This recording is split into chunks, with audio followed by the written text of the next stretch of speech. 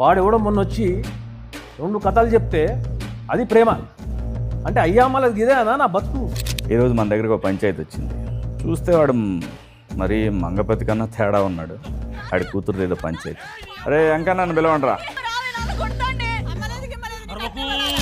బరబ్బరి చెప్పినావు. నేను గలీజ్గాండి, కానీ నీ తమ్ముని కూతురు వాని ఎవరితోనో ఒక రూమ్లా 30 నిమిషాలు ఉంటే 6 నెలలు వాడిని కోటు జుట్టు తిప్పించి పిచ్చి కుక్కని తిప్పినావు చూడన్నా.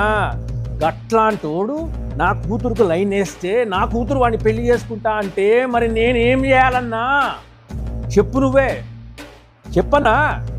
చిన్నప్పుడు ఇంట్లో టీవీ లేదని పక్కింటికి పోయి తొంగి టీవీ చూస్తూ ఉంటే నా బిడ్డ గట్ల గలీజ్గా చూడొద్దు అని చెప్పి లోన్ తీసుకుని మరి కలర్ టీవీ కొన్నా అన్న.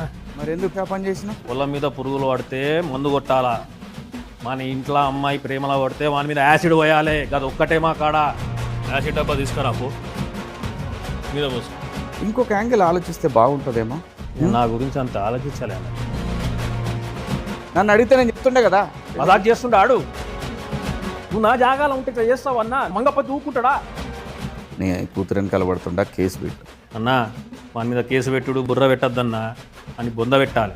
సో యాసిడ్ పోస్తానంటావు? పక్క మీద పోసుకో.